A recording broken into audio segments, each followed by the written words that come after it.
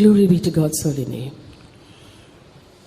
எசேக்கியேல் 7ஆம் அதிகாரம் 6ஆம் வசனத்தை வாசிப்போம். Let's read Ezekiel chapter 7 verse 6. முடிவு வருகிறது, முடிவு வருகிறது, அது உன்மேல் நோக்கமாயிருக்கிறது, இதோ வருகிறது. And end is come, the end is come, it watcheth for thee, behold it is come. 1 பேதுரு 4ஆம் அதிகாரம் 7ஆம் வசனம். 1 Peter chapter 4 verse 7.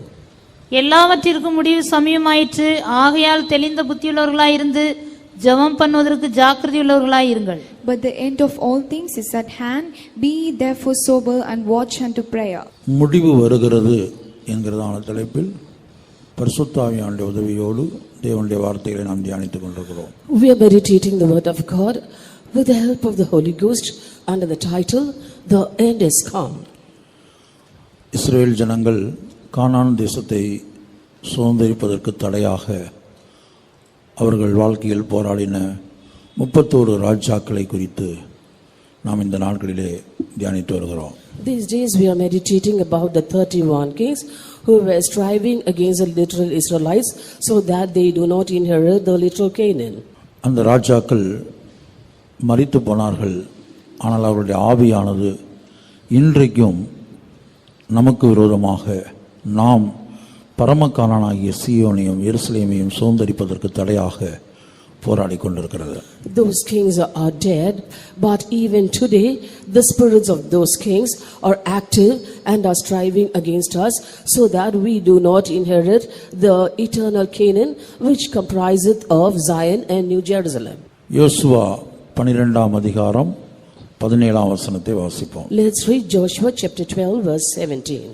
தப்புவாவின் ராஜா ஒன்று, எப்பேரின் ராஜா ஒன்று. The king of Tapua one, the king of Hepher one. கர்த்தருடைய பரிசுத்த நாமத்திற்கு மகிமை உண்டாகட்டும். Glory be to God's holy name. 17வது Raja தப்புவாவின் Raja. The 17th king, the king of Tapua. தப்புவா என்கிறதான வார்த்தைக்கு 2 முக்கியமான அர்த்தங்களை கொடுத்திருக்கிறார்கள். They have given 2 important meanings for the term Tapua. Inflation என்கிறதான ஒரு அர்த்தத்தை கொடுத்திருக்கிறார்கள். They given a meaning called inflation. அதாவது swelling என்று சொல்லுகிறோமே, வீக்கமா என்று ஒரு அர்த்தம் கொடுக்கப்பட்டிருக்கிறது. That means swelling or inflaming. நம்முடைய ஆவிக்குரிய வாழ்க்கையில் இந்த தப்புவாயின் ராஜா வேறு வீக்கங்களை கொண்டு வரக்கூடியவனாய் இருக்கிறான். In our spiritual life, this king of Tapua is bringing in different kinds of inflammation. கர்த்தருடைய பரிசுத்த நாமத்திற்கு மகிமை உண்டாகட்டும். Glory be to God's holy name. ஏசாயா தீர்க்கதரிசன புத்தகம் 1ஆம் அதிகாரத்திலே கர்த்தர் இஸ்ரவேல் ஜனங்களுக்குள்ளே காணப்படுகிற ஒரு வீக்கத்தை குறித்து தீர்க்கதரிசியை கொண்டு பேசுகிறார். In the prophetical book of Isaiah chapter 1, the Lord is speaking about the inflammation found in his people through his prophet. ஏசாயா தீர்க்கதரிசன புத்தகம் 1ஆம் அதிகாரம் 5-6 வசனங்கள். The prophetical book of Isaiah chapter 1 verses 5 and 6.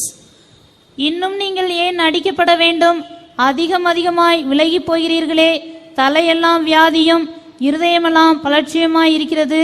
உள்ளங்கால் தொடங்கி உச்சந்தலை மட்டும் அதிலே சுகமே இல்லை. அது காயமும் வீக்கமும் நொதிக்கிற ரணமும் உள்ளது.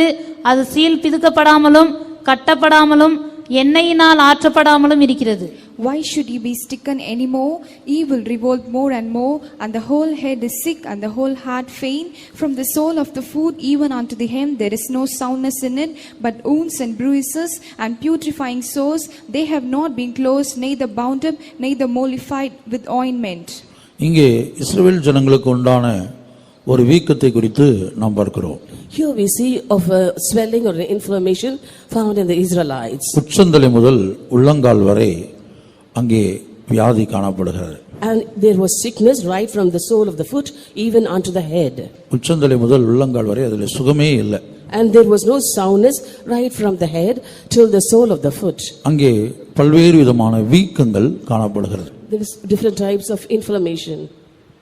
கர்த்தருடைய பரிசுத்த நாமத்துக்கு மகிமை உண்டாகட்டும். Glory be to God's holy name. அப்ப இந்த வீக்கத்துக்கான காரணம் என்ன என்று நாம் பார்க்கும்போது, when we see the reason for these inflammations, 2 காரணங்கள் அங்கே தீர்க்கதரிசி சொல்லுகிறார். The prophet gives 2 reasons. அதிகமாய் தேவனை விட்டு விலகி போகிறார்கள். They were moving away from the Lord more and more. அதிகமாய் அடிக்கப்படுகிறார்கள். They are being stricken more and more. அதாவது தேவன் அடிக்கக்கூடிய அளவுக்கு, தேவன் நம்மை அடிக்கக்கூடிய அளவுக்கு நம்முடைய ஜீவியத்திலே தேவனுக்கு பிரியமில்லாத காரியங்கள் காணப்படுகிறது. To the extent that the Lord is ready to smite us, to that extent our life is so horrible before the sight of the Lord. வேதத்திலே பல்வேறு மனிதர்களை கர்த்தர் அடித்தார் என்று நாம் பார்க்கிறோம். And from the scripture we see that the Lord has smitten many people. தேவனுக்கு ஒரு முகம் காணப்படுகிறது, பல்வேறு முகங்கள் இருக்கிறது, பல்வேறு அனுபவங்கள் இருக்கிறது. அதிலே ஒன்று அவர் அடிக்கிறவராகிய தேவன். There are different phases for the Lord, that is the different characters of the Lord, and one among that is he is the Lord who smites. அதாவது தேவன் பல்வேறு நாமங்களால் அறியப்படுகிறார். That is, God is known by various names. அதிலே ஒன்றுதான் அவர் அடிக்கிறவராகிய தேவன். And among that one is that he is wounding. எசேக்கியேல் 7ஆம் அதிகாரம் 9ஆம் வசனம். Ezekiel chapter 7 verse 9. என் கண் உன்னை தப்பவிடாது, நான் இறங்காமல் உன் வழிகளுக்கு தக்கதை உன்மேல் வரப்பண்ணுவேன், உன் அருவருப்புகளுக்கு தக்கது உன் நடுவில் வந்திருக்கும், அப்பொழுது அடிக்கிறவராகிய நான் கர்த்தர் என்று அறிந்து கொள்வீர்கள். And mine eyes shall not spare, neither will I have pity. I will recompense thee according to thy ways and thine abominations that are in the midst of thee, and ye shall know the time the Lord that smiteth. அடிக்கிறவராகிய நான் கர்த்தர் என்று அறிந்து கொள்வீர்கள். And ye shall know that I am the Lord that smiteth. அப்ப தேவன் யாரை அடிக்கிறார்? Whom does the Lord smite? எப்போது அடிக்கிறார்? When does he smite? தம்முடைய பிள்ளைகளை அவர் அடிக்கிறார். He smiteth his children. எப்போது அடிக்கிறார்? When does he smite? இங்கே நான் வாசிக்கிறோம், என் கண் உன்னை தப்ப விடாது. Here we read, mine eye shall not spare thee. அவர் தேவனுடைய பிள்ளைகள் மேல் தம்முடைய கண்ணை பதித்து வைத்திருக்கிறார். முழு உலகத்திலும் அவருடைய கண்கள் பதிக்கப்பட்டிருக்கிறது. நாம் வேதத்திலே வாசிக்கிறோம், பூமி எங்கும் அவருடைய கண்கள் உலாவிக் கொண்டிருக்கிறது. ஆனால் பிரத்யேகமாக அவர் தம்முடைய பிள்ளைகள் மேல் தம்முடைய கண்களை அதிகமாய் பதித்திருக்கிறார். And we read from the scripture that the eyes of the Lord are moving to and fro throughout the earth, but exclusively his eyes are fixed upon his children. என் கண் உன்னை தப்ப விடாது. Mine eye shall not spare thee. தேவனுடைய கண் நம்மேல் பதிக்கப்பட்டிருப்பது நம்முடைய பாக்கியமாய் இருக்கிறது. It is a great privilege for us that the eyes of the Lord are fixed upon us. கர்த்தருடைய பிள்ளையே, இந்த 2013ஆம் வருடத்தின் 1ஆம் தேதி முதல் இந்த நிமிஷம் வரையிலும் நீ எங்கெல்லாம் போனாயோ, எந்த இடத்திலெல்லாம் போனாயோ, அங்கே வெளிச்சம் இருந்ததோ, இருள் இருந்ததோ, எந்த சூழ்நிலை இருந்தையோ, நீ இருட்டுக்குள் இருந்தாலும் தேவனுடைய கண் அந்த இருட்டுக்குள் உன்மேல் பதிக்கப்பட்டிருந்தது. Dear child of God, right from the first day of this year 2013 till date, wherever you have gone, it may be brightness or darkness or in any circumstance, even though you might be dark within, but you should know that the eyes of the Lord were fixed upon you. இந்த வெளிப்படுத்தல் தாவீதுக்கு இருந்தபடினாலே தான் அவர் சொல்லுகிறார், நான் பாதாளத்திலே போய் படுக்கை போட்டாலும் அங்கேயும் நீர் இருக்கிறீர். David had such a revelation, and that's why he said, even though I put my bed in hell, you are there. பல சந்தர்ப்பங்களிலே நம்முடைய ஜீவியத்தில் இந்த வெளிப்படுத்தலை நாம் நஷ்டப்படுத்தி விடுகிறோம். In many circumstances, we lose this revelation in our life. நம்மேல் ஆண்டுடைய கண் எல்லா சந்தர்ப்பத்திலும் எல்லா சூழ்நிலையிலும் பதிக்கப்பட்டிருக்கிறது என்பதை நாம் மறந்து விடுகிறோம். We also forget that the eyes of the Lord are fixed upon us always and in all circumstances. உதாரணமாக ஒரு உலக பிரகாரமாக நான் சொல்றேன், எக்ஸாம்பிளுக்காக சொல்றேன். இப்போ ஒரு புகைப்பிடிக்கக்கூடிய ஒரு மனிதன் இருக்கான்னு வைத்துக் கொள்ளுங்க. ஒரு புகைப்பிடிக்கிற ஒரு மனிதன் இருக்கிறான் என்று சொன்னால், அவன் வீட்டுக்கு தெரியாம ஒரு சிறு பிள்ளையில புகைப்பிடிக்கிறான். வீட்டுக்கு தெரியாம புகைப்பிடிக்கும் என்ன செய்யறான்னு சொன்னா, அந்த பக்கம் இந்த பக்கம் எல்லா பக்கமும் பார்த்து என்ன செய்யறான், யாரும் இல்லை என்பதை விளங்கி கொண்டு அவன் புகைப்பிடிக்கிறான். For example, when an adolescent is smoking without the knowledge of his family and his parents, he just sees on this side and that side so that no one is watching over him when he smokes. மோசேயை எடுத்துக்கொள்ளுங்கள். Consider Moses. அவர் இந்த பக்கமும் அந்த பக்கமும் பார்த்து ஒருவரும் இல்லை என்று அறிந்து ஒரு நபரை கொலை செய்தார் என்று பார்க்கிறோம். We see that he saw on both sides to see if someone was watching over him, and when he saw that no one was there, he murdered a person. அப்ப யாராவது ஒருத்தர் அந்த இடத்துல இருந்திருந்தால் இந்த கொலை அவர் செய்திருக்க மாட்டார். If someone had been present at that spot, he wouldn't have murdered. அதுல இன்னொரு முக்கியமான காரியம் இருக்கிறது. There is another important thing there. இந்த பக்கமும் அந்த பக்கம் பார்த்து தான் கொலை செய்கிறார். He was seeing on both the sides before he committed that murder. ஆனால் அடுத்த நாள் ஒரு மனிதன் கேட்கிறான், நேற்றைக்கு அவனை கொலை செய்தது போல என்னையும் கொலை செய்யலாம் என்று எண்ணுகிறாயோ என்று கேட்பதாக நாம் பார்க்கிறோம். And we see from the scripture that the next day another person came and told Moses saying, you killed a person yesterday, do you want to kill me today like that? அந்த வசனம் தெரிந்தா எடுத்து வாசிங்க. முதலாவது ஒரு நபரை கொலை செய்யும்போது First when he killed a man, யாத்ராகமம் 2:12. Exodus chapter 2 verse 12. அங்கும் இங்கும் பார்த்து ஒருவரும் இல்லை என்று அறிந்து எகிப்தியனை வெட்டி அவனை மணலிலே புதைத்து போட்டான். And he looked this way and that way, and when he saw that there was no man, he slew the Egyptian and hid him in the sand. 2:14. 2:14. அதற்கு அவன், எங்கள் மேல் உன்னை அதிகாரியாகவும் நியாயாதிபதியாகவும் ஏற்படுத்தினவன் யார்? நீ எகிப்தியனை கொன்று போட்டது போல என்னையும் கொன்று போட நினைக்கிறாயோ என்றான். அப்பொழுது மோசே காரியம் நிச்சயமாக வெளிப்பட்டது என்று பயந்தான். And he said, who made thee a prince and a judge over us? Intendest thou to kill me, as thou killedest me the Egyptian? And Moses feared and said, surely this thing is known.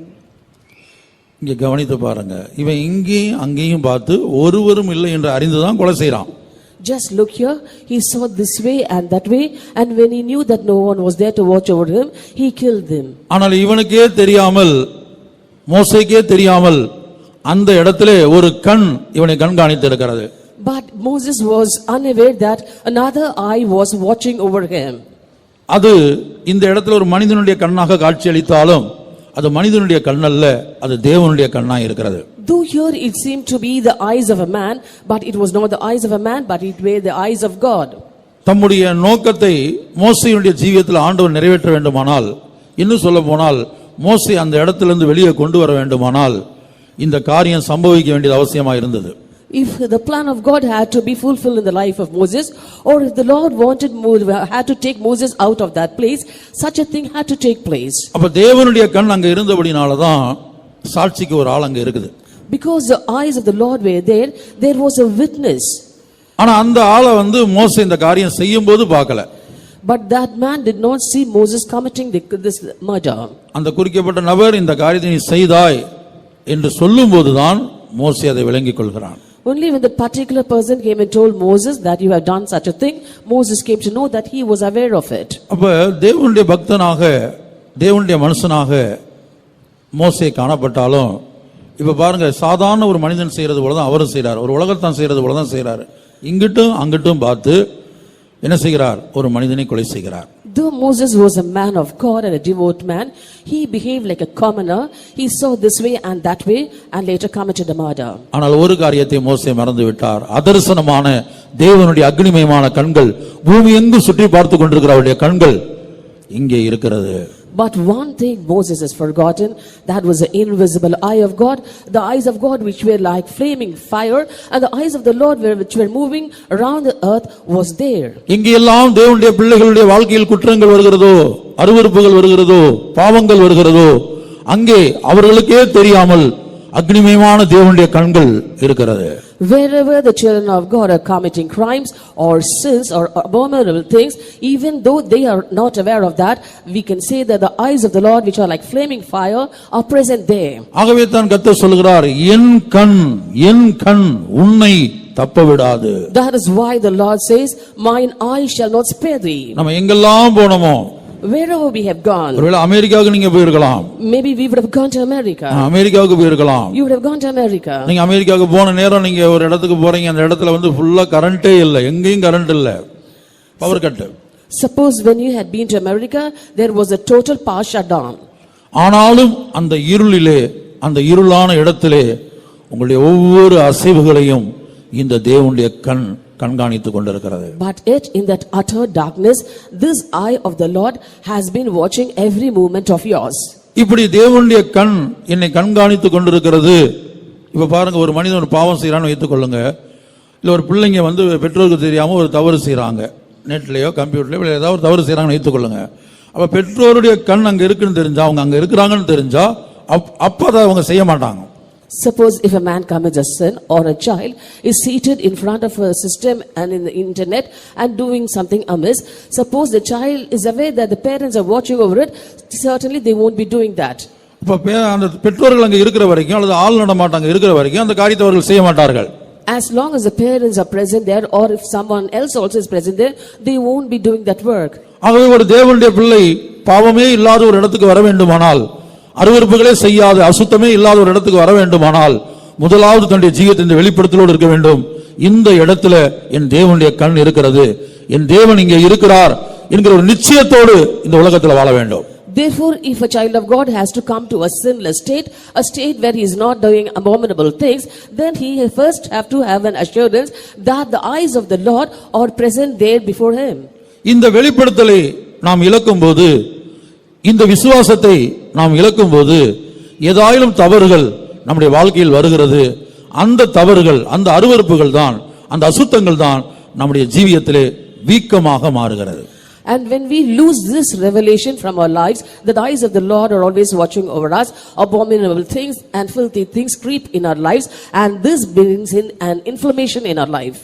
அப்ப அப்படிப்பட்ட அருவருப்புகள் நம்முடைய ஜீவியத்திலே வரும்போது, நம்முடைய வழிகளுக்கு தக்கதாக, நம்முடைய அருவருப்புகளுக்கு தக்கதாக தேவன் நம்மை அடிக்கக்கூடியவராக மாறுகிறார். Therefore, when such abominable things creep in our lives, and when there are filthiness in our lives, the Lord is smiting us according to the inflammation that is found in us. அதைத்தான் எசேக்கியேல் 7:9 படிக்கிறோம், என் கண் உன்னை தப்ப விடாது. That is why in Ezekiel chapter 7 verse 9 it is written, mine eye shall not spare thee. நான் இறங்காமல் உன் வழிகளுக்கு தக்கதை உன்மேல் வரப்பண்ணுவேன். Neither will I have pity, I will recompense thee according to thy ways. உன் அருவருப்புகளுக்கு தக்கது உன் நடுவில் வந்திருக்கும். And thine abominations that are in the midst of thee. அப்பொழுது அடிக்கிறவராகிய நான் கர்த்தர் என்று அறிந்து கொள்வீர்கள். And ye shall know that I am the Lord that smiteth. இப்ப ஏசாயாவில் படித்து பாருங்க, 1ஆம் அதிகாரத்துல. Now coming to Isaiah chapter 1. 5ஆம் வசனம். இன்னும் நீங்கள் ஏன் அடிக்கப்பட வேண்டும்? இன்னும் நீங்கள் ஏன் அடிக்கப்பட வேண்டும்? Why should ye be stricken anymore? இன்னும் நீங்கள் ஏன் அடிக்கப்பட வேண்டும்? Why should ye be stricken anymore? அப்ப அந்த கேள்வியின் அர்த்தம் என்ன? What is the meaning of the question? இன்னும் ஏன் உன் வாழ்க்கையில அருவருப்புகள் இருக்க வேண்டும்? Why should there be abominations in your life still? இன்னும் ஏன் உன் வழிகளில் அருவருப்புகள் இருக்க வேண்டும்? Why should there be abominable things in your ways still? அப்ப அருவருப்புகள் இருக்கிறவர்களை தான் ஆண்டவர் அடிக்கிறார், எல்லாரும் அடிக்கிறது இல்ல. Only the Lord smites the people who have got abominable things in their life. அதான் இன்னும் நீங்கள் ஏன் அடிக்கப்பட வேண்டும்? Why should ye be stricken anymore? இரண்டாவதாக, அதிகமாக விலகி போகிறீர்களே. And the second point is, ye will revolt more and more. தேவனை விட்டு நாம் எந்த அளவுக்கு விலகி போகிறோமோ அந்த அளவுக்கு தான் இந்த வியாதி உச்சந்தலை முதல் உள்ளங்கால் வரைக்கும் நமக்கு வியாதி உண்டாகிறது. And when we revolt more and more from the Lord, to that extent there will be sickness from our head till the sole of our foot. உச்சந்தலை முதல் உள்ளங்கால் வரைக்கும் வியாதி என்று சொன்னால் அது எழுத்தின்படியான வியாதி என்று எடுத்துக்கொள்ள வேண்டாம். பாவத்து நிமித்தமாக உண்டாகிறதான ஆவி ஆத்ம சரீரத்திலே உண்டாகிறதான ஒரு வியாதி. When we say of the sickness from the sole of the foot even unto the head, we needn't mean that as a literal sickness, but the sickness due to sin which is found in the spirit, soul and body of a person. அப்ப இந்த வியாதியின் நிமித்தமாக என்ன செய்ய, உதாரணமாக ஒரு கட்டி வந்து விடுகிறது என்று வைத்துக் கொள்ளுங்களேன். ஒரு கட்டி வந்து விடுகிறது, அங்க என்ன கட்டி வந்த உடனே ஒரு வீக்கம் உண்டாகிறது. உள்ள வந்து அந்த பஸ் காணப்படுகிறது, அந்த சலம் காணப்படுகிறது. Suppose there is a boil and there will be a swelling due to that boil and there will be pus formation inside it. அப்ப என்ன செய்ய வேண்டும் என்று சொன்னால், அந்த உள்ள இருக்க சீல் எல்லாம் பிதுக்கி வெளியில எடுக்கப்பட வேண்டும். And all the pus have to be opened and brought out. அப்ப பிதுக்கும் போது பயங்கரமா உயிரே போற மாதிரி வலி உண்டாகும், கத்துவாங்க, உயிரே போற மாதிரி வலி உண்டாகும். When it is being cleaned, the person who is having it will be screaming with pain. ஆனா பிதுக்கிற ஆளுக்கு மனதுல என்ன காணப்படும்? But what will the person who is nursing them think in their mind? நான் இவங்களுக்கு நன்மை செய்றேன், I'm doing them good. இதை நான் பிதுக்கி எடுத்து இந்த காய ஆறுனா தான் இவங்க உயிரோட இருக்க முடியும்.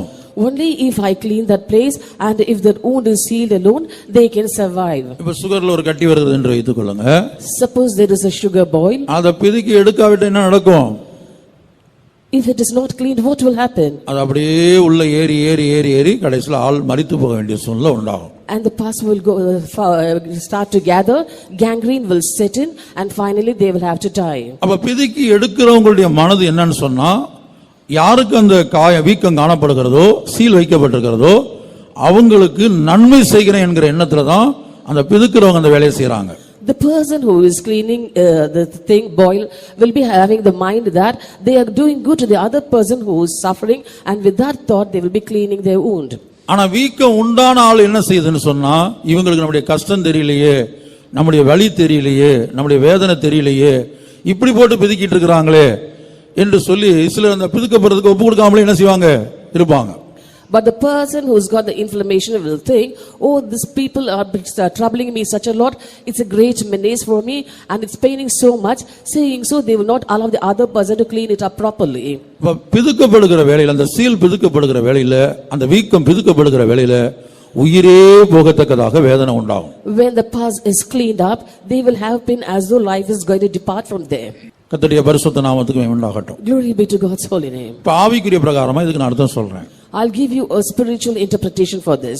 தேவ ஜனங்களுடைய ஜீவியத்துல அசுத்தங்கள், அருவருப்புகள் கர்த்தரை விட்டு விலகி விலகி போகும்போது அவங்க ஜீவியத்தில் என்ன உண்டாகிறது, பல்வேறு பாவங்கள் நிமித்தமாக, அசுத்தங்கள் நிமித்தமாக அங்க ஒரு வீக்கம் உண்டாகிறது. When the people of God have different types of sin, abominable things and filth in their life, and thereby when they are revolting from the Lord more and more, there will be a swelling or inflammation. இந்த வீக்கம் உண்டாக காரணம் தப்புவாவின் ராஜா. The reason for this swelling is the king of Tapua. அப்ப அந்த வீக்கத்தோடு உங்களை விட்டாச்சுன்னு சொன்னா, உங்களுக்குள்ள ஆவிக்குரிய இப்படி சரீரத்துல ஒரு கட்டி வந்து அந்த வீக்கத்தை அமைக்கி சீல் பிதுக்கப்படாவிட்டா இப்படி சரீரத்துல மரணம் நடக்குதோ, அதுபோல ஆவிக்குரிய வாழ்க்கையில ஒரு வீக்கம் வந்து உள்ள இருக்கிற சீல் பிதுக்கி எடுக்கப்படாவிட்டால் ஆவிக்குரிய மரணம், ஆத்தும மரணம் சம்பவிக்கும். If the boil is not clean and the pus is not removed properly, there will be a death in the body. Similarly, if the pus is not cleaned up and the inflammation is not healed in the spiritual life also, you will have a spiritual death. ஆகவே தான் கர்த்தர் என்ன செய்கிறார், எப்படி எழுத்தின்படியாக ஒரு மருத்துவர்களோ அல்லது ஒரு நர்ஸோ வந்து என்ன செய்யறாங்கன்னா, இந்த வீக்கத்தை அமைக்கி அந்த சீலை பிதுக்கி எடுக்கிறது போல ஆண்டவர் என்ன செய்கிறார், அந்த வேலையை ஆவிக்குரிய பிரகாரமாக ஒரு மனிதனுடைய உள்ளான மனிதன்ல அல்லது புறம்பான மனிதன்ல உண்டான பாவங்கள் நிமித்தமாக உண்டான அந்த வீக்கத்தை பிதுக்கி எடுக்கும்படியாக தம்முடைய ஊழியர்களை, தீர்க்கதரிசிகளை ஆண்டவர் வைத்திருக்கிறார். As there are doctors and nurses to come up and clean the boil and the inflammation literally in a person, similarly in the spiritual way also, the sins or the boils that are found or the inflammation found in the inner man or the spiritual man or the outer man also, God has set workers of God to come and clean them up. ஆனா அங்க ஜனங்களை குறித்து என்ன சாட்சி கொடுக்கிறார்? But what does he testify about the people? அங்க ஜனங்களுடைய நிலவரம் சீல் பிதுக்கப்படாத நிலவரத்துல காணப்பட்டது. But there we see that the people there were not cleaned of their putrefying sores. ஏசாயா 1ஆம் அதிகாரம் 6ஆம் வசனம். Isaiah chapter 1 verse 6. உள்ளங்கால் தொடங்கி உச்சந்தலை மட்டும் அதிலே சுகமே இல்லை, அது காயமும் வீக்கமும் நொதிக்கிற ரணமும் உள்ளது, அது சீல் பிதுக்கப்படாமலும் கட்டப்படாமலும் எண்ணெயினால் ஆற்றப்படாமலும் இருக்கிறது. From the sole of the foot even unto the head there is no soundness in it, but wounds and bruises and putrefying sores, they have not been closed, neither bound up, neither mollified with ointment. இப்ப ஜனங்கள் என்ன செய்யறது இல்லைன்னு சொன்னா, அந்த seal பிதுக்கப்படுறதுக்கு தங்களை ஒப்பு கொடுக்கிறது இல்ல. The people do not yield themselves for the boil to be closed. தங்களுடைய ஜீவியத்திலே காணப்படுகிற அந்த வீக்கத்தை அந்த அமைக்கி சீலை வெளியில எடுக்கிறதுக்கு ஜனங்க என்ன செய்யறது இல்ல, ஒப்பு கொடுக்கிறது இல்ல. அந்த வலி தாங்க முடியாம, வேதனை தாங்க முடியாம அதுக்கு ஒப்பு கொடுக்காமல் எங்களை ஒன்றும் தொட வேண்டாம், அது அப்படியே இருக்கட்டும். The people do not allow themselves so that the pus being removed and the wound is being cleaned and bound up. Because of the pain they say, just touch me not, leave me alone.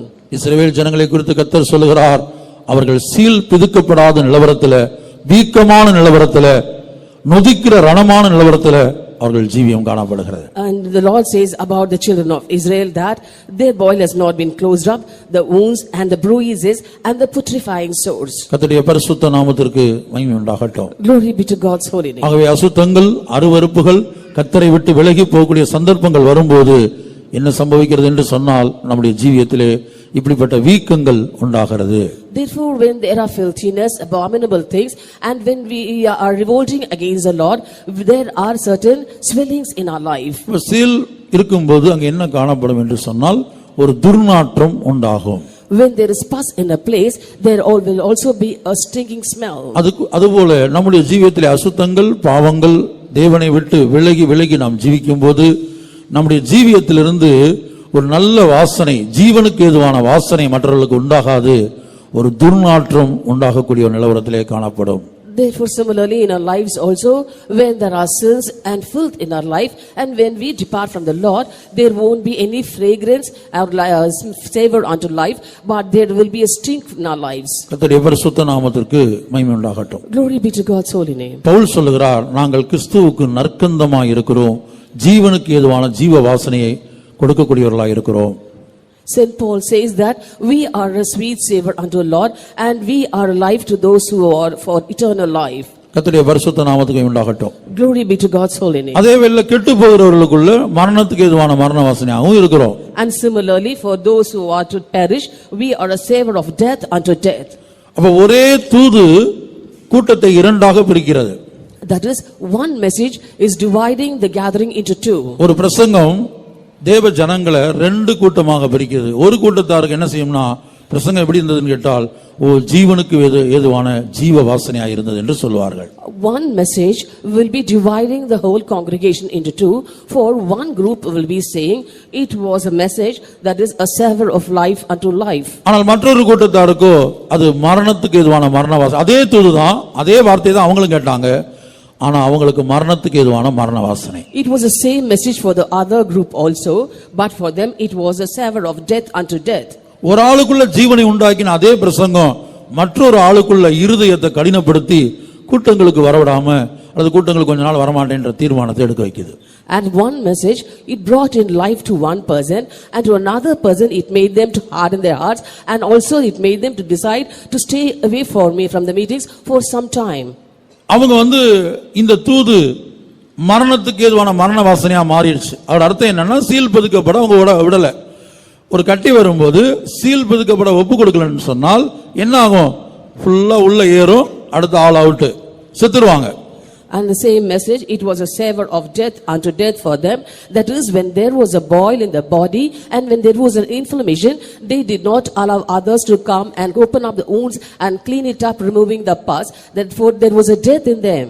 ஆனா அதே பிரசங்கம் மற்றவங்களுக்குள்ள என்ன ஆயிருதுன்னா, அவங்க ஒப்பு கொடுத்துட்டாங்க. ஒப்பு கொடுத்தபடினால அது ஜீவனுக்கு ஏதுவான ஜீவ வாசனையா பெரிய கட்டி வந்துச்சு. எத்தனையோ பேர் கட்டில மரிச்சு போனாங்க. ஆனா சிலர் சிங்கத்தை போல மறுபடி எழுப்பி வந்தாங்க. At the same time, the very same message for the other group, it was a savor of life unto life. That is, they had a boil too. It was big, but it was cleaned up properly, and therefore they once again revived and came out bold as a lion. 2 அதிகாரம் 15-16. 2 Corinthians chapter 2 verses 15 and 16. ரட்சிக்கப்படுகிறவர்களுக்குள்ளேயும் கெட்டு போகிறவர்களுக்குள்ளேயும் நாங்கள் தேவனுக்கு கிறிஸ்துவின் நற்கந்தமாய் இருக்கிறோம். கெட்டு போகிறவர்களுக்குள்ளே மரணத்துக்கு ஏதுவான மரண வாசனையாகவும் ரட்சிக்கப்படுகிறவர்களுக்குள்ளே ஜீவனுக்கு ஏதுவான ஜீவ வாசனையாகவும் இருக்கிறோம். இவைகளை நடப்பிக்கிறதற்கு எவன் தகுதியானவன்? For we are unto God a sweet savor of Christ in them that are saved and in them that perish. To the one we are the savor of death unto death, unto the other the savor of life unto life. And who is sufficient for these things? இந்த பிரசங்கம் தான் பட்டயம், தேவனுடைய வார்த்தை தான் பட்டயம். This message and the word of God are the sword. தேவனுடைய வார்த்தை பட்டயம் என்று எபிரேயர் 4ல வாசிக்கிறோம். In Hebrews chapter 4 we read that the word of God is a sword. அப்ப இந்த கட்டியில, இந்த பயங்கர வீக்கத்துல, இந்த சீல் வைத்திருக்கிற இடத்துல ஒரு கத்தியை போட்டு இழுத்தா எப்படி இருக்கும்? Therefore, in this boil which is full of pus, if you put a knife over that, how will it be? கர்த்தருடைய பரிசுத்த நாமத்துக்கு மகிமை உண்டாகட்டும். Glory be to God's holy name. அப்ப ஒப்பு கொடுக்காதவங்க என்ன சொல்றாங்கன்னா, ஐயோ இது வேண்டாம், இது எங்களுக்கு வேண்டவே வேண்டாம். And those who are not able to yield or surrender will say, oh, we do not want all these. அதான் பவுல் சொல்றார், கெட்டு போற ஒரு மனிதன், நாங்க மரண வாசனையா ஒருத்தர் காணப்பட்டால், எங்களுடைய சுவிசேஷம், எங்களுடைய பிரசங்கம் ஒரு ஆளுக்கு மரண வாசனையா இருந்தால் அவன் யாரா இருப்பான்? கெட்டு போறவனா இருப்பான், கெட்டு போனவனா இருப்பான். அவனுக்கு தான் மரண வாசனையா இருக்கும். Therefore, St. Paul says, if our message and if our words are a savor of death unto death to a person, then we can say that that person is ready to perish. என்றைக்கு ஒரு தூதை கேட்கும்போது, ஒரு உபதேசத்தை கேட்கும்போது ஒரு மரண வாசனை நீ உணர்கிறாயோ, மரண வாசனை வீசுவதை உணர்கிறாயோ, அல்லது இருதயம் எப்போது உனக்கு கடினப்படுகிறதோ, அப்போதே நீ விளங்கிக் கொள்ள வேண்டும், நீ கெட்டு போய் கொண்டிருக்கிறாய் என்று. When you listen to a word of God and you find the savor of death unto death in the message, or when your heart is getting hardened on listening to the message, then and there you have to understand that you are ready to perish. அப்ப தேவனுடைய வார்த்தை தான் இங்கே பட்டயம். Therefore the word of God is a sword here. அப்ப இந்த வார்த்தையை கொண்டு ஆண்டவர் என்ன செய்றாரு? குத்தி கிழிக்கிறார். The Lord is tearing and pulling out using this word of God. அந்த கட்டி எங்க இருந்தாலும் சரி, அது தலையில இருந்தாலும் சரி, The boil may be anywhere in the body, maybe in the head, இல்ல சரீரத்துல வேற எந்த பகுதியில இருந்தாலும் சரி, or in any part of the body. அதான் எபிரேயர் 4:12 வாசிக்கிறோம், ஆத்துமாக்களையும் கணுக்களையும் உருவ குத்துகிறது. That is why in Hebrews chapter 4 verse 12 it is written, piercing even to the dividing asunder of soul and spirit.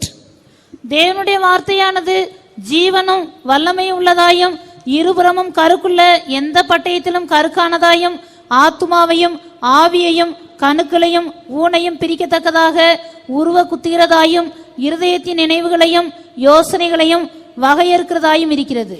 For the word of God is quick and powerful and sharper than any two-edged sword, piercing even to the dividing asunder of soul and spirit, and of the joints and marrow, and is a discerner of the thoughts and intents of the heart. பிரசங்கத்தை கேட்பதற்கு முன், பிரசங்கத்தை கேட்ட பின், before listening to a message and after listening to a message. ஒரு பிரசங்கத்தை கேட்பதற்கு முன்பாக ஒருவேளை நீங்க நல்ல இடத்துல இருக்கலாம். When you are before listening to a message, you might be found in a very good state. இப்ப பாருங்க, நித்திய ஜீவனை அடையும்படியாக இயேசுவினிடத்தில் தேடி வந்தவன் கேட்கிறான். A man who came to see Jesus asking, what shall I do to inherit eternal life? நான் நித்திய ஜீவனை அடைய என்ன செய்ய வேண்டும்? What shall I do to inherit eternal life? வரும்போது சமாதானமா வந்தான். He came peacefully there. சந்தோஷமா வந்தான். He came with joy there. எப்படியாவது ஆசையா வசனத்தை கேட்க வந்தான். And with gladness he came to listen to the word of God. அப்ப இயேசு சில காரியங்களை சொல்றாரு. And Jesus said certain things. அத கேட்டோனே பயங்கர சந்தோஷம். And on hearing that he was much more delighted. ஓ, இவ்வளவுதான் நான் நித்திய ஜீவனை சுதந்தரிக்க, இதெல்லாம் என் சிறு வயது முதற்கொண்டு நான் செஞ்சு வர்றேன். Is this all that I need to inherit eternal life? I have been keeping all this from my youth. நல்லா கவனிங்க. Just listen carefully. வரும்போது சந்தோஷத்தோடு வாஞ்சியோடு வந்தான். When he came with joy and desire. சமாதானத்தோடு வந்தான். He came with peace. நித்திய ஜீவனை சுதந்தரித்துக் கொள்ள வேண்டும் என்ற எதிர்பார்ப்போடு வந்தான். With the expectation to inherit eternal life he came there. அப்ப ஆண்டவர் சில பிரமாணங்களை இங்க கொடுத்தார். இயேசு அங்க சில பிரமாணங்களை கொடுக்கிறார். And there we can see that Jesus was giving certain laws to him. இவ்வளவுதானா நமக்கு சந்தோஷம்? ஏன்னா அதெல்லாம் அவன் வாழ்க்கையில இருக்குது, கை கொண்டு வர்றான், பயங்கர சந்தோஷம். இவ்வளவுதானா? இதெல்லாம் என் சிறு வயது முதற்கொண்டு நான் செய்து வருகிறேன். And he was so glad that he had kept all this from his youth and said, is this all? I have been keeping all this right from my youth. அடுத்து ஒரு வார்த்தை பட்டயத்தை போல புறப்பட்டு வந்தது. Next came the word like a sword. ஆகிலும் உன்னிடத்துல ஒரு குறை இருக்குது. Yet thou lackest in one thing. உனக்கு உண்டான எல்லாவற்றையும் விட்டு தரித்திரருக்கு கொடு. Sell off all that thou hast and give it to the poor. இந்த வார்த்தையை கேட்ட உடனே அவன் என்ன செஞ்சான்? நித்திய ஜீவனும் வேண்டாம், ஒண்ணும் வேண்டாம். ஏன்னா அவன் ஏராளமான ஆஸ்தி அவன்கிட்ட இருக்குது பூமியில. இதெல்லாம் வித்து என்கிட்ட தரித்திரம் கொடுக்கிறது. ஆனால் நித்திய ஜீவனை பத்தி பின்ன யோசிக்கலாம்னு சொல்லி துக்கத்தோடு திரும்பி போய்விட்டான் என்று எழுதப்பட்டிருக்கிறது. And it is written there that he went away sorrowful, for he had great possession. He said that he has got much possession, and so he was not ready to sell it off for the sake of eternal life. அதான் seal புதுக்கப்படுற அனுபவம். That is cleaning up the pus. இப்ப அவங்க இங்க seal புதுக்கப்படுற அனுபவம் என்ன? What is the experience of removing the pus here? அவனுக்குள்ள மிகுந்த ஆஸ்தி இருந்தது. He had great possession. அந்த ஆஸ்தி மேல தான் இவன் ஜீவனே இருந்தது. His life was set on that possession. ஒரு அமுக்குறாரு ஆண்டவர். The Lord was pressing it. உனக்கு உண்டான எல்லாவற்றையும் விட்டு தரித்திர கொடுத்துரு. Sell off all that thou hast and give it to the poor. ஐயோன்னு கத்திட்டு அமுக்க விடலவன். ஐயோன்னு கத்திட்டு என்ன செய்றான்? ஓடிட்டான், துக்கத்தோடு போய்விட்டான். He screamed and he did not allow it to be closed and ran away in sorrow. அதுபோல நீங்க கூட்டத்துக்கு சமாதானத்தோட வருவீங்க ஞாயிற்றுக்கிழமை காலையில. Similarly, Sunday mornings you will come to the meetings in peace. சில வசனங்களை கேட்கும்போது ரொம்ப சந்தோஷமா இருக்கும். On hearing certain words you will be very happy. ஆனா சீல் பிதுக்க ஆரம்பிக்கும்போது, But when the pus is being removed, கூட்டம் முடிச்சு போகும்போது, ஏன் கூட்டம் முடியவே வேண்டாம், கூட்டத்துல பாதியிலேயே தலையை தொங்க போடுறோம், துக்கத்தோடு காணும், முகம் செத்தது போல துக்கமா காணப்படுவோம். And we needn't wait even for the meetings to come to a close, and before that you put down your heads in sorrow. காரணம் ஆண்டவர் அங்க சீலை பிதிக்கிறார். For the Lord has started to clean up the boil. அதான் அவங்களுக்கு உண்டான வீக்கம். That was the inflammation in them. மற்ற காரியம்லாம் கிளியரா இருக்குது. The other things were clear. வாசிங்க இந்த வசனத்தை. மத்தேயு 19:16 16 onwards. அப்பொழுது ஒருவன் வந்து அவரை நோக்கி, நல்ல போதகரே, நித்திய ஜீவனை அடைவதற்கு நான் எந்த நன்மையை செய்ய வேண்டும் என்று கேட்டான். அதற்கு அவர், நீ என்னை நல்லவன் என்று சொல்வானேன்? தேவன் ஒருவர் தவிர நல்லவன் ஒருவனும் இல்லையே. நீ ஜீவனில் பிரவேசிக்க விரும்பினால் கற்பனைகளை கைக்கொள் என்றார். அவன் அவரை நோக்கி, எவைகளை என்று கேட்டான். அதற்கு இயேசு, கொலை செய்யாதிருப்பாயாக, விபச்சாரம் செய்யாதிருப்பாயாக, களவு செய்யாதிருப்பாயாக, பொய் சாட்சி சொல்லாதிருப்பாயாக, உன் தகப்பனையும் உன் தாயையும் கனம் பண்ணுவாயாக, உன்னிடத்தில் நீ அன்பு கூறுவது போல பிறனிடத்திலும் அன்பு கூறுவாயாக என்பவைகளையே என்றார். அந்த வாலிபன் அவரை நோக்கி, இவைகளையெல்லாம் என் சிறுவயது முதல் கை கொண்டிருக்கிறேன், இன்னும் என்னிடத்தில் குறைவு என்ன என்றான். அதற்கு இயேசு, நீ பூரண சர்க்குணராய் இருக்க விரும்பினால் போய் உனக்கு உண்டானவைகளை விற்று தரித்திரருக்கு கொடு, அப்பொழுது பரலோகத்தில் உனக்கு பொக்கிஷம் உண்டாயிருக்கும், பின்பு என்னை பின்பற்றி வா என்றார். அந்த வாலிபன் மிகுந்த ஆஸ்தியுள்ளவனாய் இருந்தபடியால் இந்த வார்த்தையை கேட்டபொழுது துக்கமடைந்தவனாய் போய்விட்டான். And behold, one came and said unto him, Good master, what good thing shall I do, that I may have eternal life? And he said unto him, Why callest thou me good? There is none good but one, that is God. But if thou wilt enter into life, keep the commandments. He saith unto him, which Jesus said, Thou shalt do no murder, thou shalt not commit adultery, thou shalt not steal, thou shalt not bear false witness, honor thy father and thy mother, and thou shalt love thy neighbor as thyself. The young man saith unto him, All these things have I kept from my youth up, what lack I yet? And Jesus said unto him, If thou wilt be perfect, go and sell that thou hast, and give to the poor, and thou shalt have treasures in heaven, and come and follow me. But when the young man heard that saying, he went away sorrowful, for he had great possessions. இப்ப இவனுக்குள்ள இங்க காணப்பட்ட seal விபச்சாரம் கிடையாது. The purse that was found in that person was not adultery. களவு கிடையாது. It was not stealing. பொய் சாட்சி சொல்றது கிடையாது. And he did not bear false witness. அப்ப இவனுக்குள்ள காணப்பட்ட சீல், இவனுக்குள்ள திரளான ஆஸ்தி இருந்தது, பூமியில நிறைய ஐஸ்வர்யம் உள்ளவனாக இருந்தான். அந்த ஐஸ்வர்யத்தின் மேல இவன் வைத்திருந்த ஜீவன், இவன் வைத்திருந்த அன்பு, அதுதான் அவனுடைய வாழ்க்கையில சீலாக இருக்கிறது. The purse found in the life of this particular person is that he had great possessions in this world, and so he had placed his life and all his life on the possessions, and that was the purse. இப்ப இப்படி ஒரு பிரசங்கம் இங்க பண்ணப்படுதுன்னு வைத்துக்கொள்ளுங்க. Suppose such a message is being delivered here too. விபச்சாரம் செய்யாதிருப்பாயாக அப்படின்னு கொஞ்ச நேரம் விபச்சாரத்தை பத்தி பேசுறோம். And we are telling thou shalt not commit adultery, and speaking on that subject for some time. விபச்சாரம்னா என்ன?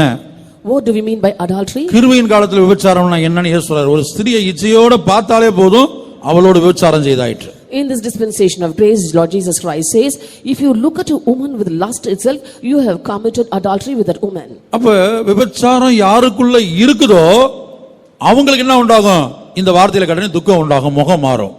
And therefore, if a person is committed to adultery, there will be grief for him when he listens to such a message, and his countenance will fall. அப்ப விபச்சார பாவம் செய்யக்கூடிய அது ஒரு ஸ்திரியை இச்சையோட பார்க்கிற சுபாவம் அவனுக்குள்ள இருக்குமானா, அப்ப அவன் வாழ்க்கையில அதுதான் seal. Therefore, if a man is committing adultery, or if a man is looking unto a woman with lust, that is the purse that is found in his life. ஆனா மற்ற காரியங்கள் ஒன்றும் அவன் வாழ்க்கையில இல்லைன்னு வைத்துக்கொள்ளுங்க. But suppose other things he is clear. அப்ப மற்ற காரியங்களை சொல்லும்போது அவன் என்ன செய்வான்? சமாதானமா சந்தோஷமா கேட்டு உட்கார்ந்திருப்பான்.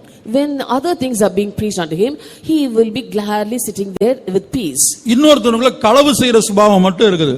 And another person is given to stealing. மற்ற எந்த சுபாவமும் இல்ல. But no other natures are found in him. விபச்சாரத்தை பத்தி ஒரு மணி நேரம் பிரசங்கம் பண்ணாலும் அவன் கூலா உட்கார்ந்திருப்பான். Even if a message is delivered unto him on adultery for 1 hour, he will be happily sitting there. ஐயோன்னு கத்த மாட்டான் அவன். He won't be screaming. ஏன்னா அவனை என்ன அமுக்கல.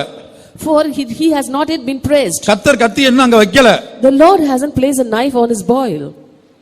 அடுத்து பொய் சாட்சியை பத்தி பேசப்படுகிறது. Next, the message is being given about false witness. அதுவும் இவனுக்கு பிரச்சனை இல்ல.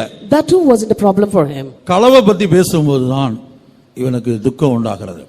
When the message came about stealing, there was grief in his heart. உதாரணமாக நீங்க கூட்டத்துக்கு குறித்த நேரத்துக்கு கரெக்டா ரெகுலரா வர்றவங்க இருக்காங்க, குறித்த நேரத்துக்கு வர்றவங்க இருக்காங்க. குறித்த நேரத்துக்கு வாங்க, குறித்த நேரத்துக்கு வாங்கன்னு சொன்னா குறித்த நேரத்துக்கு வர்றவங்களுக்கு ஒரு மேட்டரும் கிடையாது, அவங்க ஜம்முன்னு உட்கார்ந்துருப்பாங்க. ஆனா லேட்டா வர்றவங்களுக்கு டக்குன்னு என்ன செய்யும்?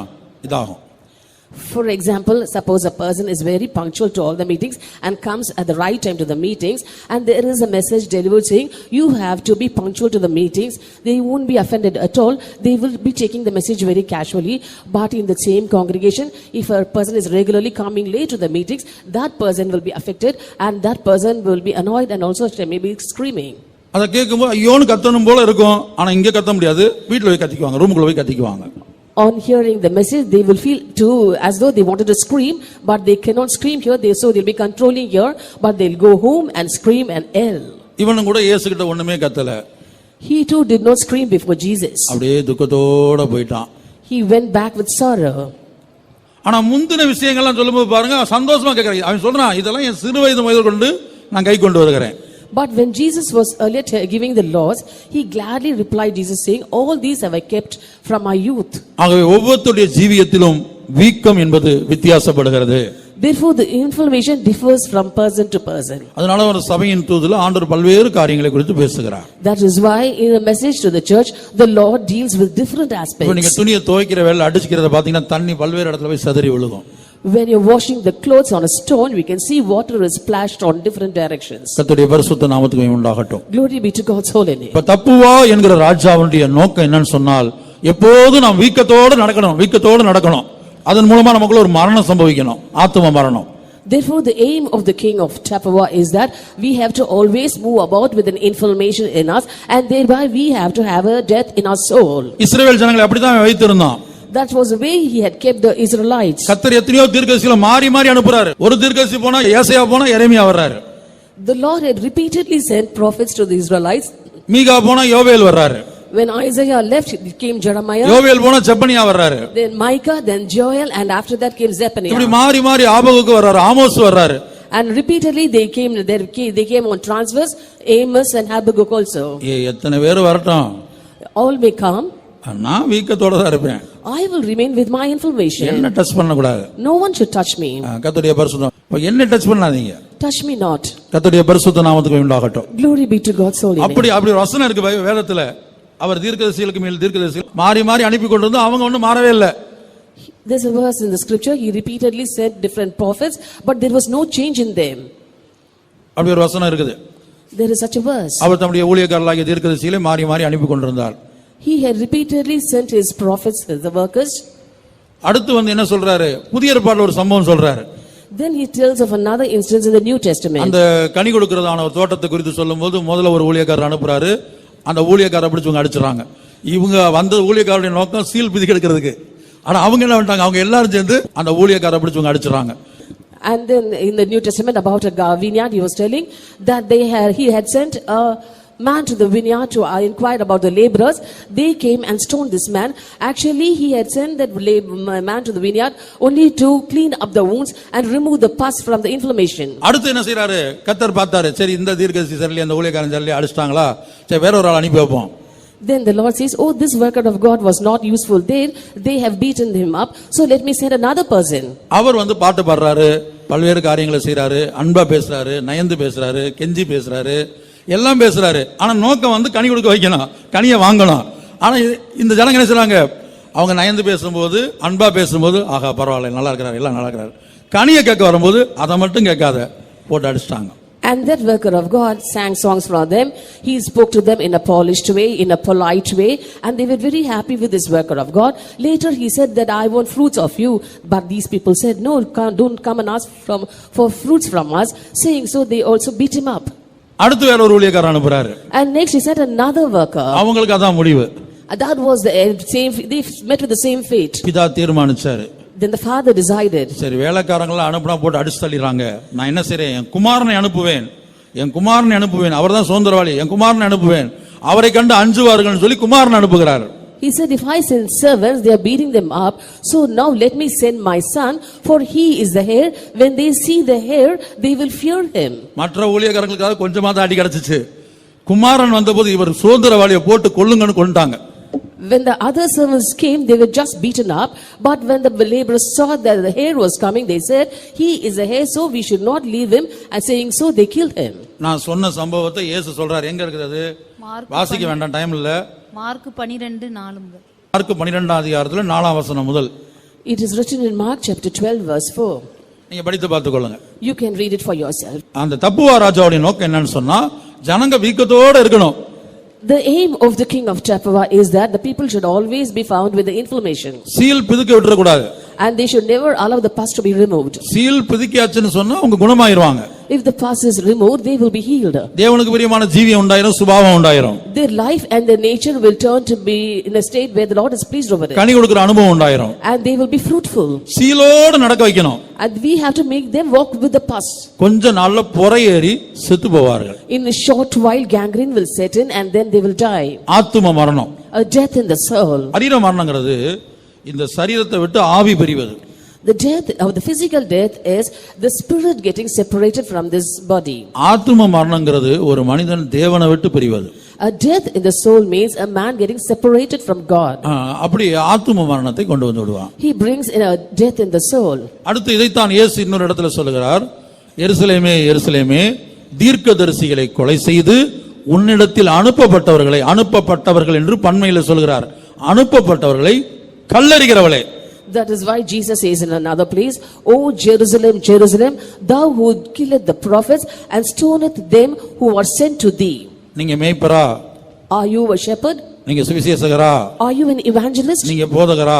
Are you a pastor? உங்களுக்கு கல்லறி மட்டும்தான். You will be only stoned. கொலைலாம் செய்ய மாட்டோம். We won't kill you. நீ தீர்க்கதரிசியா? Are you a prophet? ஒரே போடா போட்டு கொன்றுவான். One shot then will pull them down. அதான் இயேசு சொல்கிறார், தீர்க்கதரிசிகளை கொலை செய்து உன்னிடத்தில் அனுப்பப்பட்டவர்களை கல்லறிகிறவளே. That is why Jesus clearly says, you kill the prophets and stone them that are being sent to you. ஏன்னா தீர்க்கதரிசிகள் தான் ஒரு மனிதனுடைய தனிப்பட்ட ஜீவியத்துல, பர்சனல் லைஃப்ல, அவனுடைய அந்தரங்க ஜீவியத்துல தலையிட்டு நேருக்கு நேரா கேள்வி கேட்பது.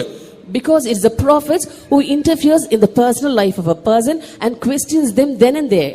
ஏசாயா தீர்க்கதரிசி எசேக்கியாவை கேக்குறான், அவன் வீட்டுக்கு வந்தது யார், என்னத்தை பார்த்தாங்க, என்ன பேசினாங்க, நீ அவங்களுக்கு என்ன காண்பித்த, இப்படி கேள்வி கேட்டா யாருக்கு பிடிக்கும்? As the prophet Isaiah came and asked King Hezekiah, who came to your house, what did you speak with them, what did you show to them? கோயம்புத்தூருக்கு போறேன்னு வந்து ஒரு ஆள் சொல்றீங்க ஜெபிக்கிறதுக்காக, கோயம்புத்தூர் போறேன் ஜெபிச்சு விடுங்க, ட்ரெயின் டைம் ஆச்சுன்றீங்க. நான் வந்து ட்ரெயின் டயத்துக்கு 5 நிமிஷம் தான் இருக்குது. நான் 10 கேள்வி கேட்டுட்டு இருக்கிறேன். எங்க போறீங்க, ஏன் போறீங்க, யாரை பார்க்க போறீங்க, என்ன பேச போறீங்க? Suppose you got to catch a train to Coimbatore in 5 minutes and you're coming running here to pray. Then I ask you questions for nearly 10 minutes. Why are you going? When are you going? What's the reason behind that? What are you going to speak there? அப்பதான் தீர்க்கதரிசியில கொலை செய்வோம். இப்ப கிருபையின் காலத்துல கொலை செய்ய முடியாது. பழைய ஏற்பாடு காலத்துல செஞ்சாங்க, பழைய ஏற்பாடுல கொன்னுட்டாங்க. ஆனா கிருபையின் காலத்துல செய்ய முடியாது. என்ன செய்ய? அப்ப என்ன செய்வோம்? பகைப்போம். அதான் கொலை. They will kill the prophets. In the Old Testament period, literally they kill the prophets. But in this dispensation of grace, we do not kill them, but we start to hate them. கர்த்தருடைய பரிசுத்த நாமத்திற்கு மகிமை உண்டாகட்டும். Glory be to God's holy name. அடுத்தபடியாக இதில் இன்னும் பல சத்தியங்கள் தான் நான் முடித்துக் கொள்கிறேன். Even though there are many other truths, I'm going to stop here. அப்ப இதிலிருந்து நாம் விளங்கிக் கொள்ளக்கூடிய காரியம், நம்முடைய இந்த வருடத்தின் கடைசியில நமக்கு தேவை ஒரு ஆழமான சுத்திகரிப்பு. From this we understand that at the end of this year we need a deeper sanctification. ஆகவே தான் சுத்திகரிப்புக்கு 3 காரியங்கள் சொல்லப்பட்டிருக்கிறது. ஒன்று இயேசுவின் இரத்தம், இரண்டாவது தேவனுடைய வசனம், மூன்றாவது பரிசுத்த ஆவியின் அபிஷேகம். That is why 3 things have been provided for sanctification. First is the blood of Jesus, second is the word of God, and third is the anointing of the Holy Ghost. அப்ப இந்த தேவனுடைய வசனம் தான் பட்டயத்தை போல அறுக்குது. This word of God does the work of a knife. அந்த கட்டியை அறுக்குது, அந்த வீக்கத்தை கிழிக்குது. It cuts and tears open the inflammation. கிழிக்கும் போது ஒரு பயங்கர சத்தம் உண்டாகும். When it is being teared up, there is a great noise. வேதனை உண்டாகும். There is pain. அப்ப இயேசுவின் இரத்தம் என்ன செய்யும்? இந்த வேதனையை ஆற்றுகிறது. And then the blood of Jesus is healing that pain. அடுத்து பரிசுத்த ஆவியின் அபிஷேகம் என்ன செய்கிறது? அதை தேற்றுகிறது. அவர் தேற்றரவாளன், அவர் தேற்றுகிறார். Next, the anointing of the Holy Ghost comforts, for he is the comforter. ஆகவே தான் நம்முடைய சுத்திகரிப்புக்காக, நம்முடைய சீல் வெளியில பிதுக்கி எடுக்கப்படும்படியாக ஆண்டவர் 3 காரியங்களை நமக்கு கொடுத்திருக்கிறார். இயேசுவின் இரத்தம், தேவனுடைய வசனம், அடுத்து பரிசுத்த ஆவியின் அபிஷேகம். That is why the Lord God has provided 3 things for our sanctification, so that the pus may be removed and clean. That is the blood of Jesus, the word of God, and the anointing of the Holy Spirit. அங்க அதான் பார்க்கிறோம். முதலாவது seal பிதுக்கப்பட வேண்டும், இரண்டாவது காயம் கட்டப்பட வேண்டும், மூன்றாவது எண்ணெயினால் ஆற்றப்பட வேண்டும். அதான் 3 காரியங்கள் சொல்லப்பட்டிருக்கிறது. And that is what 3 things have been given there. First, it has to be closed, and second, it has to be bound, and third, it has to be mollified with ointment. வாசிங்க இந்த வசனத்தை மறுபடியும். Isaiah chapter 1 verse 6. உள்ளங்கால் தொடங்கி உச்சந்தலை மட்டும் அதிலே சுகமே இல்லை, அது காயமும் வீக்கமும் நொதிக்கிற ரணமும் உள்ளது. அது சீல் பிதுக்கப்படாமலும் கட்டப்படாமலும் எண்ணெயினால் ஆற்றப்படாமலும் இருக்கிறது. இப்ப சீல் பிதுக்கப்படுறது அதான் கிழிக்கணும், கிழிச்சாதான் சீல் பிதுக்கப்படுறது. அது தேவனுடைய வார்த்தை செய்கிறது அந்த வேலையை. To press out the pus, it has to be torn. That is the word of God does it. இந்த கட்டப்படுற வேலை, அதுல உண்டாகிற அந்த சுகம், அதெல்லாம் இயேசுவின் ரத்தம் தருகிறது. And being bound up, there is a comfort in that. That is being given by the blood of Jesus. எண்ணெயினால் ஆற்றப்படுறதுங்கிறது பரிசுத்தாவின் அபிஷேகத்தின் மூலமாக உண்டாகிற அனுபவம். And modified with ointment is the experience received by the anointing of the Holy Spirit. கர்த்தருடைய பரிசுத்த நாமத்துக்கு மகிமை உண்டாகட்டும். Glory be to God's holy name. ஆகவே தப்புவா ராஜா நமக்குள்ளே உயிரோடு இருந்தால் நாம் வீக்கத்தோடு சீலோடு நடக்கும்படியாக, அது சரியான ஒரு சுத்திகரிப்புக்கு ஒப்பு கொடுக்காதவர்கள். இவ்வளவு கூட்டம் நடத்துறோம், இத்தனை கூட்டம் நடந்தாலும் சீலோடு பிரவேசிக்கிற ஒரு அனுபவம் இருக்குது. Therefore, if the king of Tapua is present in us, he will make us to move around with the inflammation without the pus being removed. That is, after so many days of sanctification, we will be entering into the new year with the pus in its place. முடிவு வருகிறது. An end is come. முடிவு வருகிறது. The end is come. இந்த வருடத்துக்கு ஒரு முடிவு வருகிறது. The end has come for this year. இந்த கூட்டங்களுக்கு ஒரு முடிவு வருகிறது. An end has come for these meetings. இந்த கூட்டங்களுக்கு ஒரு முடிவு வருவதற்கு முன்பாக, Before an end comes to these meetings, இந்த வருடத்துக்கு ஒரு முடிவு வருவதற்கு முன்பாக, before an end comes to this year, என் ஜீவியத்திலே காணப்படுகிற உச்சந்தலை முதல் உள்ளங்கால் வரை காணப்படுகிறதான எல்லா வீக்கம், நொதிக்கிற ரணம், எல்லா சீலையும் பிதுக்கி எடுக்க வேண்டுமே ஆண்டவரே. Oh Lord, before an end comes to these meetings and this year, you have to remove all the putrefying sores in my body and have to clean up the pus also in my body. இந்த தப்புவா ராஜாவுக்கு என்னுடைய ஜீவியத்திலே சீலை வைத்திருக்கிற, வீக்கத்தை வைத்திருக்கிற, காயத்தை வைத்திருக்கிற, நொதிக்கிற ரணத்தை வைத்திருக்கிற, உச்சந்தலை முதல் உள்ளங்கால் வரை சுகமே இல்லாத ஒரு அனுபவத்தில் என்னை வைத்திருக்கிற அந்த தப்புவா ராஜாவுக்கு ஒரு முடிவு உண்டாகட்டும். Lord, let there be an end to this king of Tapua by the end of this year, because he has made me sick from the sole of the foot even to the head, and there is no soundness in me. There are wounds, there are inflammations, and there are putrefying sores, and there are pus which is giving me much pain. இரண்டாவது அர்த்தம், தப்புவா என்ற ராஜாவின் இரண்டாவது அர்த்தம் தூண்டி விடுவது. The second meaning for the term Tapua is to arouse. கர்த்தருடைய பரிசுத்த நாமத்துக்கு மகிமை உண்டாகட்டும். Glory be to God's holy name. அப்ப தூண்டி விடுற ஒரு அனுபவம். To arouse. வேதத்துல சிலர் தூண்டி விட்டதாக நாம் பார்க்கிறோம். We can see that certain people in the scripture were instigated. இந்த தப்புவா ராஜா யாருக்குள்ள உயிரோடு இருக்கிறானோ அவர்கள் என்ன செய்வான், ஒரு ஆளு மற்றொரு ஆளை தூண்டி விட்டுட்டே இருக்கும். தூண்டி விட்டு ரெண்டு பேருக்கு பிரிவினை உண்டாக்கி, கலகத்தை உண்டாக்கி, ஒருத்தருக்கு ஒருத்தர் பேச விடாம பண்ணிரும்.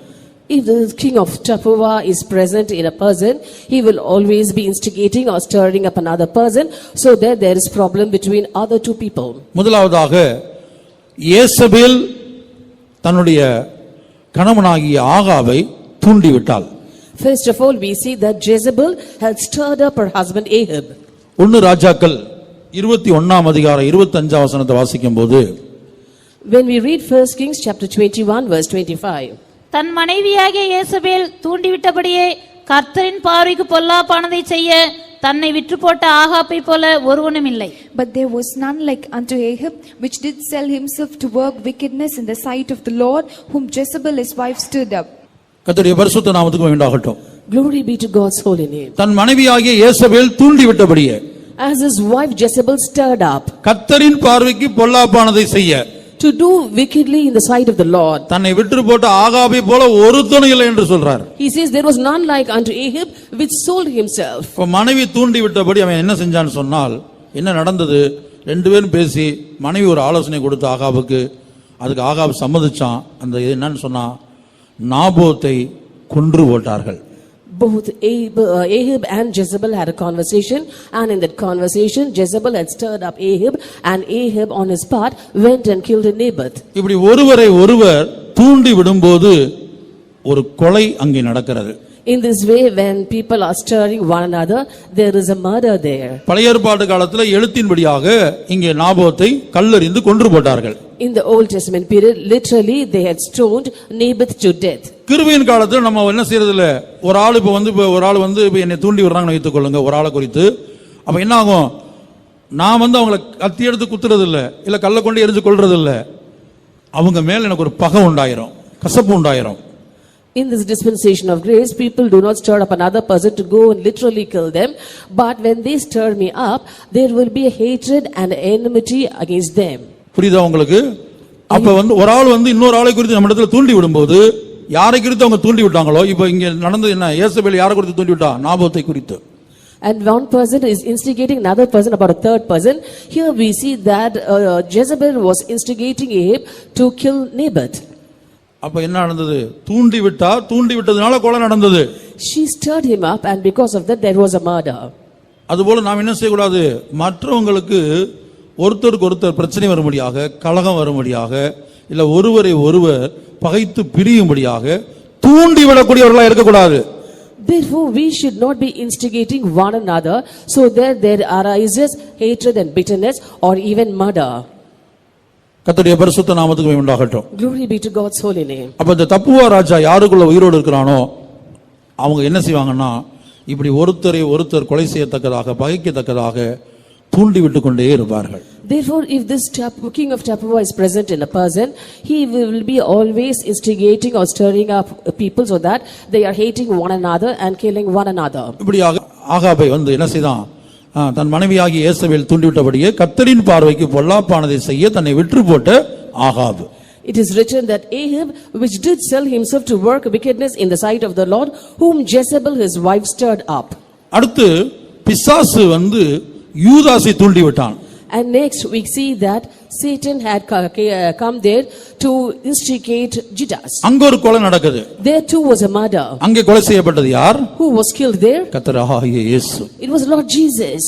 யோவான் 13ஆம் அதிகாரம் 2ஆம் வசனம். John chapter 13 verse 2.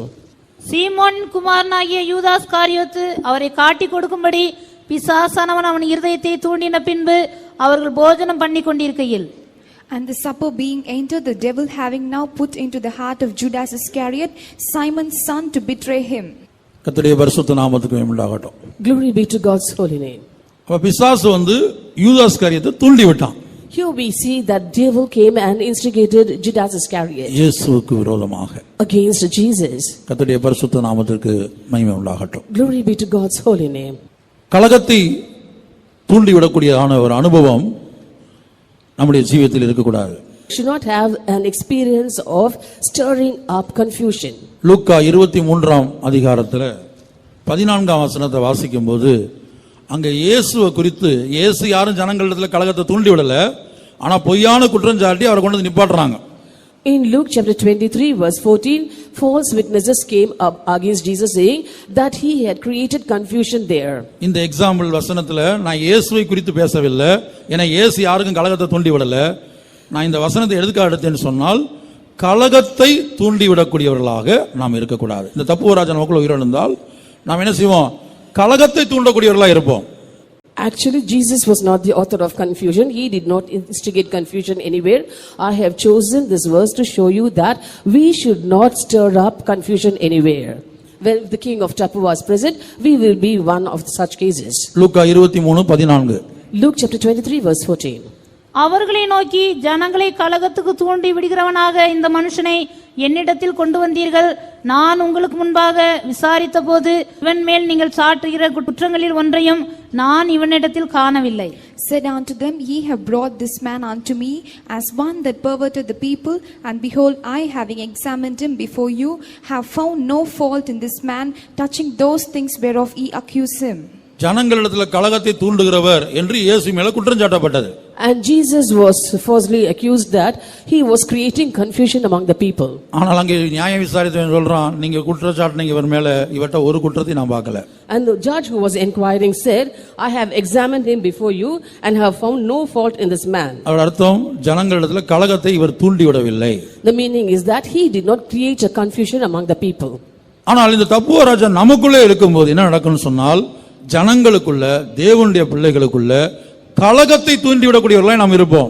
But if this king of Tappuah is present among us, we will be creating confusion among people and among the people of God. Pavul தூண்டி விட்டதை நாம் பார்க்கிறோம். அப்போஸ்தலர் 23ஆம் அதிகாரத்துல, நேற்றைய தினத்தில் நான் சொன்னேன், அதை 23ஆம் அதிகாரம் 6-7 வசனங்கள்ல வாசிக்கும் போது பரிசேயரும் சதுசேயருக்கும் இடையில அவர் என்ன செஞ்சாரு? கலகத்தை தூண்டி விட்டார். In Acts of Apostles chapter 23 verses 6 and 7, we can see that St. Paul had created confusion among the people there. பின்பு அவர்களில் சதுசேயர் ஒரு பங்கும் பரிசேயர் ஒரு பங்குமாய் இருக்கிறார்கள் என்று பவுல் அறிந்து, சகோதரரே, நான் பரிசேயனும் பரிசேயனுடைய மகனுமாயிருக்கிறேன். மரித்தோருடைய உயிர்த்தெழுதலை பற்றிய நம்பிக்கையை குறித்து நான் நியாய விசாரிக்கப்படுகிறேன் என்று ஆலோசனை சங்கத்திலே சத்தமிட்டு சொன்னான். அவன் இப்படி சொன்னபோது பரிசேயருக்கும் சதுசேயருக்கும் வாக்குவாதம் உண்டாயிற்று. கூட்டம் இரண்டாக பிரிந்தது.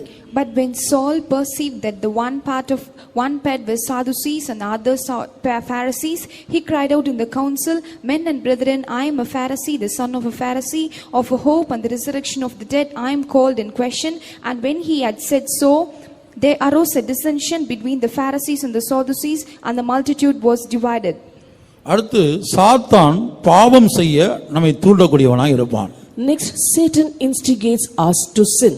அங்கே ஒரு கூட்டத்தாரை குறித்து அப்போஸ்தலன் சொல்கிறார், பாவம் செய்யும்படியாக. 1 கொரிந்தியர் 7 அதிகாரம் 5 வசனம். In 1 Corinthians chapter 7 verse 5, there we can see St. Paul was telling about a group of people that Satan was instigating them. உபவாசத்திற்கும் ஜெபத்திற்கும் தடையிராதபடிக்கு இருவரும் சில காலம் பிரிந்திருக்க வேண்டும் என்று சம்மதித்தாலன்றி ஒருவரை விட்டு ஒருவர் பிரியாதிருங்கள். உங்களுக்கு விரதம் இல்லாமையால் சாத்தான் உங்களை தூண்டி விடாதபடிக்கு மறுபடியும் கூடி வாழுங்கள். Defraud ye not one the another, except it be with consent, for a time, that ye may give yourselves to fasting and prayer, and come together again, that Satan tempt you not for the indecency. அங்க வேற காரியங்களை குறித்து அவர் சொல்லுகிறார். நம்ம அதை மட்டும் எடுத்துக்கோம். சாத்தான் எந்த பாவம் செய்ய முடியாது, பொய் சொல்ல முடியாக, சண்டை போட முடியாக, இல்ல குற்றம் சொல்ல முடியாக, இப்படி ஏதோ ஒரு பாவத்தை செய்ய முடியாது, அவன் தூண்டிக்கொண்டே இருப்பான். அது தூண்டுகிறவன். Here it is written about some other matter, but we can generally say that Satan will always be instigating us so that we fight or tell lies or any sin for that matter. கர்த்தருடைய பரிசுத்த நாமத்திற்கு மகிமை உண்டாகட்டும். Glory be to God's holy name. ஆகவே தப்புவா ராஜா நம்முடைய வாழ்க்கையில் உயிரோடு இருக்கும்போது அவன் பல்வேறு காரியங்களை தேவனுக்கு விரோதமாய் செய்யும்படி நம்மை தூண்டிவிடக்கூடியவனாய் இருப்பான். Therefore, if the king of Tapua is alive in us, he will be stirring us so that we do many things against the will of God. ஐக்கியமாய் காணப்படுகிற இரண்டு தேவனுடைய பிள்ளைகளை நம் மூலமாக தூண்டிவிட்டு ஒருவரை ஒருவர் பிரித்து விடுவான். And when two children of God are in one accord, through us, he will be instigating them so that they get separated one from the other. ஒருமனப்பட்டிருக்கிற ஒரு பெரும் கூட்டத்திலே இந்த தப்புவா ராஜா நமக்குள்ள உயிரோடு இருந்தால் நம் மூலமாக அந்த கூட்டத்தையே தூண்டிவிட்டு இந்த கூட்டத்தையே இரண்டாக பிரித்து விடுவான். If there is a great group of people with one mind, if the king of Tapua is present in us, we will be interfering there, instigating people and thereby dividing that group. கர்த்தருடைய பரிசுத்த நாமத்துக்கு மகிமை உண்டாகட்டும். Glory be to God's holy name. முடிவு வருகிறது. An end is come. முடிவு வருகிறது. The end is come. தப்புவா ராஜாவுக்கு ஒரு முடிவு வருகிறது. The end is come for the king of Tapua. இந்த வருடம் முடிவதற்கு முன்பாக, Before the end of this year, இந்த கூட்டங்கள் முடிவதற்கு முன்பாக, before the end of these meetings, என் ஜீவியத்திலே தப்புவா ராஜாவை நான் உயிரோடு காண்கிறேன். I find the king of Tapua alive in me. அந்த ராஜாவுக்கு ஒரு முடிவு உண்டாக வேண்டும் என்று எத்தனை பேர் தவிக்கிறீர்கள்? How many of you have a longing that there should be an end brought to this king? எனக்குள்ளே வீக்கம் காணப்படுகிறது. I find a swelling in me. தேவன் விரும்புகிற ஒரு சுத்திகரிப்பு என்னுடைய ஜீவியத்தில் இல்லை. I do not have the cleanliness or the sanctification that the Lord expects of me. ஒரு ஆழமான சுத்திகரிப்பு என் ஜீவியத்தில் இல்லை. I do not have a deep sanctification in my life. அதை வாஞ்சிக்கிறேன். I desire. தேவனால் சுத்திகரிக்கப்பட வாஞ்சிக்கிறேன். I desire to be sanctified by the Lord. தேவனால் கழுவப்பட வாஞ்சிக்கிறேன். I desire to be washed by the Lord. இயேசு பேதுருவை கழுவ வந்தார். Jesus came to wash Peter. ஆண்டவரே நீர் என்னை கழுவக்கூடாது என்று அவன் சொன்னான். He said, Lord, thou shalt not wash me. அப்போது இயேசு சொல்கிறார், நான் உன்னை கழுவாவிட்டால் என்னிடத்தில் உனக்கு எந்த பங்கும் இல்லை. But Jesus said, if I wash thee not, thou hast no part with me. பிரியமானவர்களே, நம்முடைய தேவனால் நாம் கழுவப்பட வேண்டும். Dearly beloved, we ought to be washed by our இயேசுவின் God. இரத்தத்தினால் நாம் கழுவப்பட வேண்டும். We have to be washed by the blood of Jesus. தேவனுடைய வசனத்தினால் நாம் கழுவப்பட வேண்டும். We have to be washed by the word of God. பரிசுத்த ஆவியின் அபிஷேகத்தினால் நாம் கழுவப்பட வேண்டும். We have to be washed by the anointing of the Holy Spirit. நம்முடைய சீலெல்லாம் பிதுக்கி வெளியில் எடுக்கப்பட வேண்டும். Our past should be pressed and brought out. வீக்கம் உள்ளதான நம்முடைய ஜீவியம் வீக்கம் இல்லாத ஒரு இடத்துக்கு தேவனால் கொண்டு வரப்பட வேண்டும். Our life is with swelling, and by the Lord we have to subside the swelling in our lives.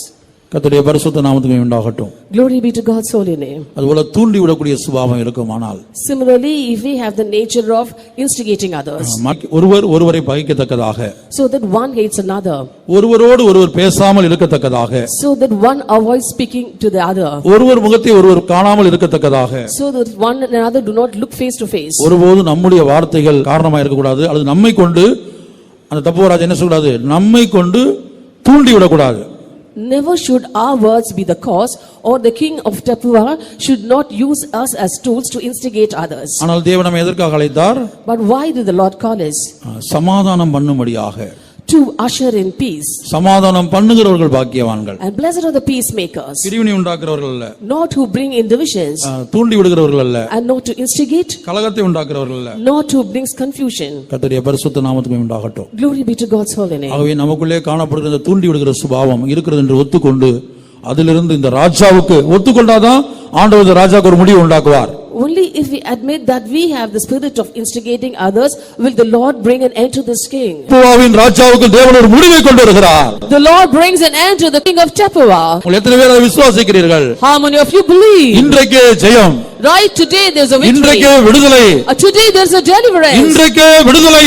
Today a deliverance. இன்றைக்கு அந்த ராஜாக்கள் சங்கரிக்கப்படுகிறார்கள். And today those kings are being slain. இன்றைக்கு அந்த ராஜாக்களுக்கு ஒரு முடிவு வருகிறது. And right today there's an end to these kings. இந்த வருடம் முடிகிற வரைக்கும் நீங்க காத்திருக்க வேண்டாம். You didn't wait for the year to come to an end. நீ விசுவாசித்தால், If you believe, நீ நோக்கி பார்த்தால், if you look unto, நீ கர்த்தருக்கு காத்திருந்தால், if you wait for the Lord, இப்போதே அழிவு. right now a destruction. இந்த ராஜாவுக்கு இப்போதே முடிவு. An end to these kings right now. தேவன் ஜெயித்திருக்கிறார். God has won. ஜெயம் எடுத்தோர் ஆன்மகவான் சேத்திட தேவ சிங்காசனத்தில்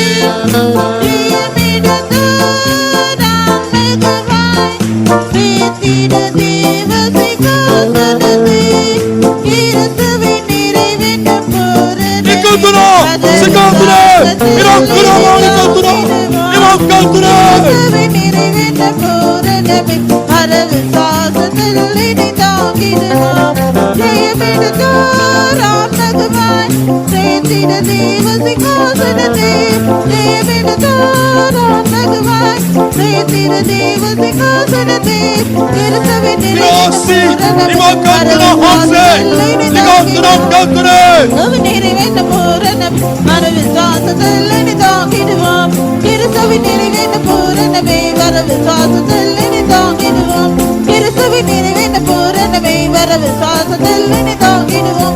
கிறிஸ்துவின் நிறைவேற்ற பூரணமே